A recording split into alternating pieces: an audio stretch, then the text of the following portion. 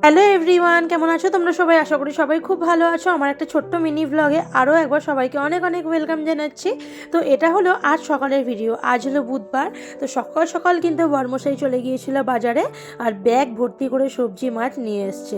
তো তোমাদের সঙ্গে কিন্তু অনেক দিন বাজারের ভিডিও শেয়ার করা হয়নি, তো ভাবলাম শেয়ার করি। তো প্রথমেই দেখো প্যাকেট থেকে বার করেছি এই এক প্যাকেট ভর্তি মাশরুম। আর এই মাশরুম জানো তো আমি কোনোদিনও খাইনি, আমার খুব ঘেন্না লাগে, মানে ঘেন্না লাগতো আর কি। বড়মশাই খেতে খুব ভালোবাসে, তো বাড়িতে কোনোদিন সেইভাবে রান্না করা হয়নি। তো সেই জন্য ভাবলাম যে না, ঘেন্না টেন্না ছেড়ে অন্তত বরের জন্য তো রান্না করতে হবে। তো দেখি কেমন করতে পারি, ইউটিউবে দেখতে হবে। আর এই যে এক আঁটি পালং শাক, শীতের সময় তো পালং শাকটাই আমাদের বাড়িতে বেশি আসে। তারপর এই যে একদম বড় সাইজের একটা বাঁধাকপি নিয়ে চলে এসছে। আমার বরকে যদি কিছু আনতে বলি ধরে বেঁধে সবকে নিয়ে আসবে। বাঁধাকপি বলেছে না ওটা ছোটো দেখে নিয়ে আসতে, তো বেশ বড় দেখে নিয়ে এসছে। আর এই যে এই প্যাকেটের মধ্যে রয়েছে ক্যাপসিকাম, বিট, গাজর, বিনস। এইগুলো তো আমার নিত্যদিনের সঙ্গী। মানে এই সবজিগুলো মানে ফ্রিজে না থাকলে আমার মাথা গরম হয়ে যায়। মানে প্রতিদিন যেন এগুলো থাকে ফ্রিজের মধ্যে, কেননা বিট, গাজর আর ক্যাপসিকাম আমার খুব পছন্দের সবজি। আর তার সঙ্গে বিনস। তো চাউমিনটা যেহেতু খুব মানে আমাদের বাড়িতে বেশি হয়, আর এগুলো তো দরকার। আর মাঝে মাঝে পাঁচমিশালি সবজি দিয়ে তরকারি করি শীতের সময়। আমাদের বাড়িতে একমাত্র আমি সবজি খেতে ভীষণ ভালোবাসি।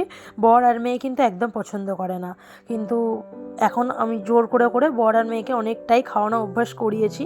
তো এবার সবজি তো হয়ে গেল, এবার মাছ কিনে এসে দেখো একদম দেশি কাতলা মাছ নিয়ে এসেছিলো। আর আজকের কাতলা মাছটা ভীষণ সুন্দর পেয়েছিল। আমাদের এখানে না দেশি মাছটা খুব ভালো পাওয়া যায়। আর দেশি শুধু কাতলা নয়, দেশি রুই, একটু ছোট সাইজের দেশি মির মাছ, এগুলো খুব ভালো পাওয়া যায়। আর এই যে বাজারের ব্যাগ থেকে সব থেকে পছন্দের জিনিস যেটা বেরিয়েছে সেটা হলো এই বাগদা চিংড়িটা। জানো তো বন্ধুরা, আমাদের বাড়িতে না বাগদা চিংড়ি এর আগে বড়মশাই কোনোদিনও আনেনি। গলদা চিংড়ি নিয়ে এসছে, একটু মাঝারি সাইজের চিংড়ি মাছ নিয়ে এসছে। কিন্তু এই চিংড়িটা না আমরা দীঘাতে ঘুরতে গিয়ে উদয়পুরে খেয়েছিলাম। উদয়পুর বিচে যারা আর কি রান্না করে দেয় মাছ, তো অনেক দোকান ওরকম রয়েছে যারা সঙ্গে সঙ্গে ইনস্ট্যান্ট মাছ ভাজা বা মাছ কষা করে দিচ্ছে। তো সেখানে এই চিংড়ি মাছের কষা খেয়েছিলাম, এত ভালো লেগেছিল, এক প্লেটে আমাদের পোষায়নি। তো ভেবেছিলাম বাড়ি এসে যদি ওখান থেকে মাছ নিয়ে আসতে পারি তাহলে কষা বানাবো, কিন্তু যেহেতু বাসে এসেছি তাই তো নিয়ে আসতে পারিনি।